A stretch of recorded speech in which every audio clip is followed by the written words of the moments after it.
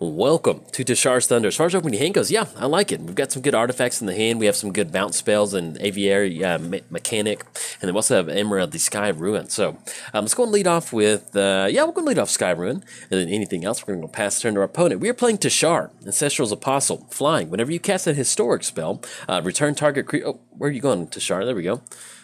Drain off the stage real quick. Return target creature card when converted may cost 3 or less from your graveyard to the battlefield. And if you're keeping score at home, a historic spell is going to be an artifact, legendary, or a saga. And our opponent, they did some stuff. What did they do? Oh, basic land cycling. Okay, there we go.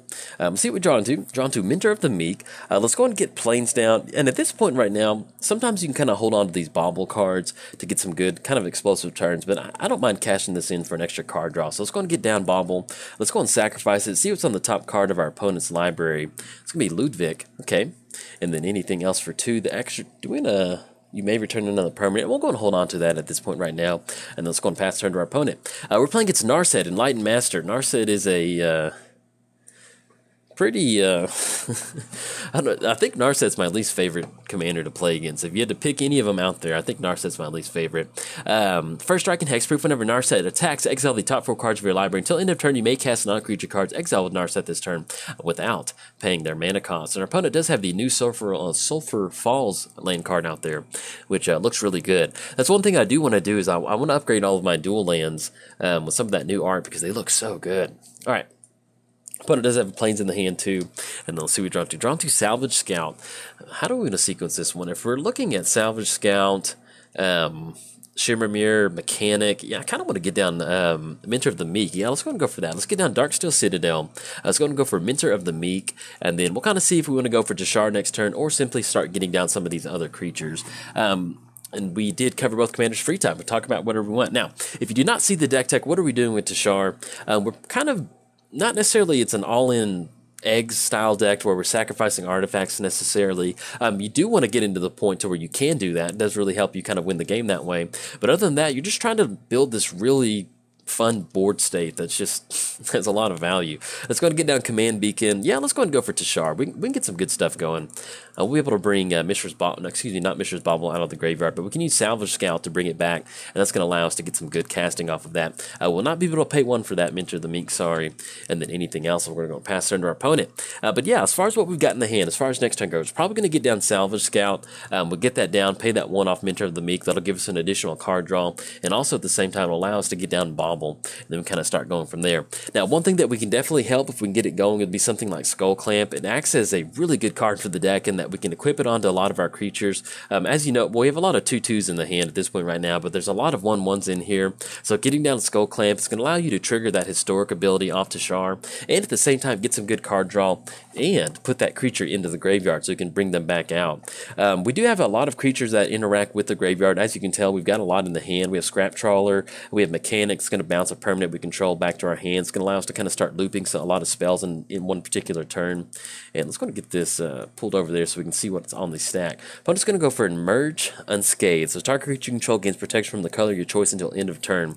Let's see if they choose white. Maybe they choose black. Okay, they're going to choose probably choose white on this one. I was just teasing. But yeah, so once they get that going, we'll kind of figure out what we need to do for next turn. Okay, and our opponent does choose protection from white. But yeah, we'll probably end up going for some card draw next turn.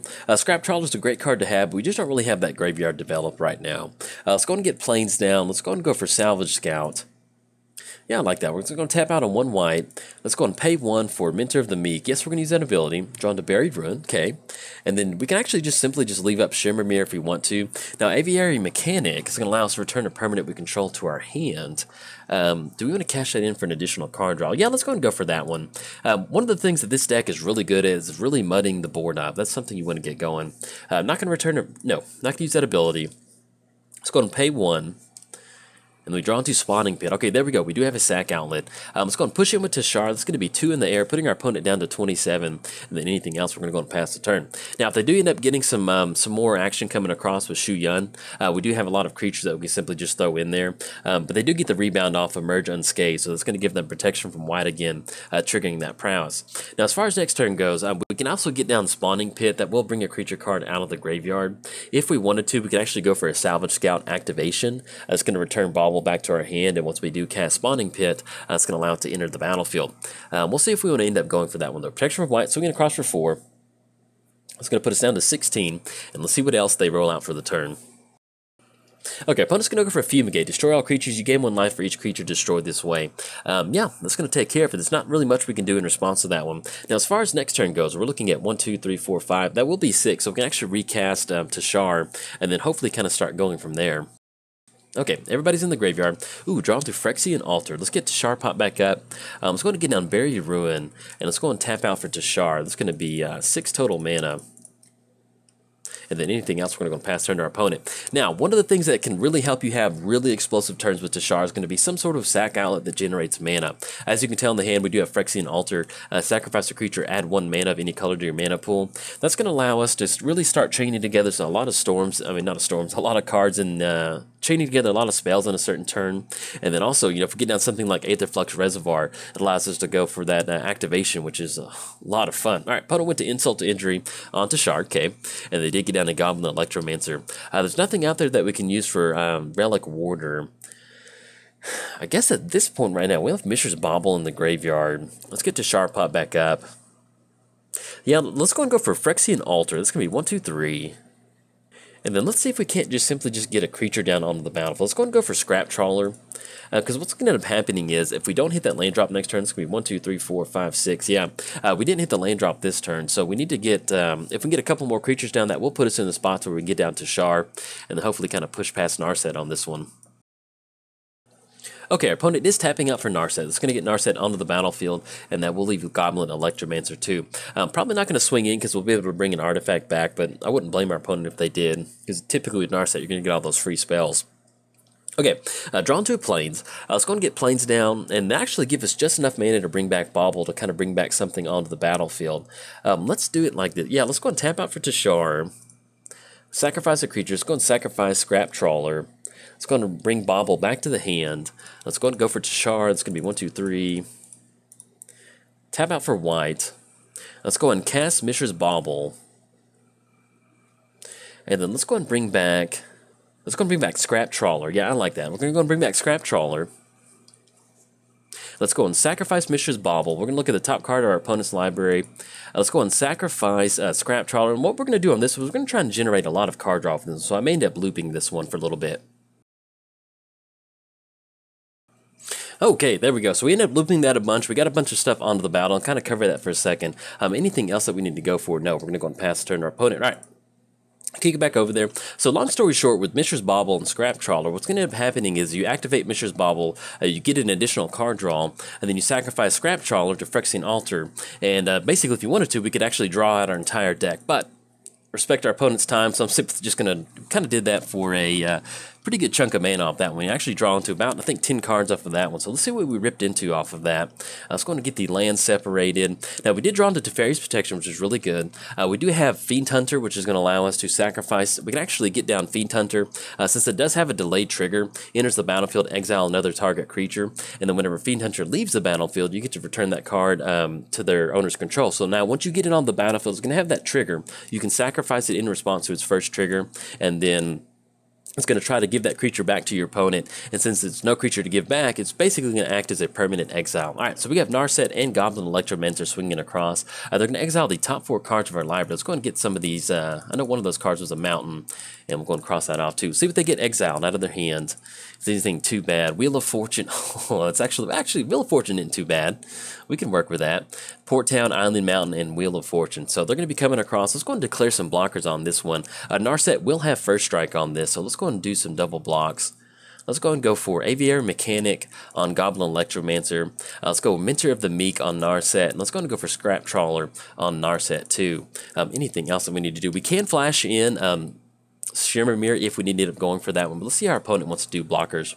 Okay, our opponent did order Scrap Trawler first, so let's go and do this. Let's go and sacrifice Mishra's Bauble. Look at the top card of target opponent's library. That way we'll be able to draw an additional card. And then whenever Scrap Trawler enters goes to the graveyard, we'll be able to bring Bauble back to the hand. Okay, let's going to send Narset back to the command zone and see what else they're going to go for. Now, with Mishra's Bauble in our hand, let's see if they do end up going for Wheel of Fortune. They are at 3 cards in the hand, so more like I said, yeah, they're going to end up going for that one. It's not the end of the world that it does to happen. Is there any certain way we need to do anything? No. Let's see what we draw into. At this, ooh, that was pretty nasty. Just go from all those cards into a bunch of planes off of that, and what we do need is some sort of artifact to actually get this going. We'll have an additional card draw off that Mishra's Bauble at the beginning of our upkeep, so let's keep our fingers crossed that we do draw into some sort of artifact. Okay, our opponent's going to end up going for End Hostilities. Destroy all creatures and all permanents attached to those creatures. Let's go and do this. Let's go ahead and go for sacrifice a creature, put a charge counter on there. Let's go and sacrifice Mentor of the Meek, and let's go and sacrifice Teshar, and we'll send Teshar back to the command zone. And our opponent's going to get it on battlefield. Okay, there we go. I hadn't seen that art in a long time. I was like, what card is this? But I forgot about how wild that art looks on that one. Okay, we're going to get that card draw of Mishra's Bauble. There we go. Drawn to an artifact when drawn to high market. Let's go and get high market down. Let's check the cost on Teshar. We are looking at 10 total mana, so this is going to be 1, 2, 3, 4, 5, 6, 7, 8. How do we want to sequence this? We can go for Stoneforge Mystic and get a little bit more stuff going onto the battlefield. Or if we want to, we can actually end up just simply just going for, well, we actually need to get to Teshar to get that loop going. Let's go for this. Let's go for Stoneforge Mystic. And let's go and search up an equipment card. Yeah, we're going to use that ability.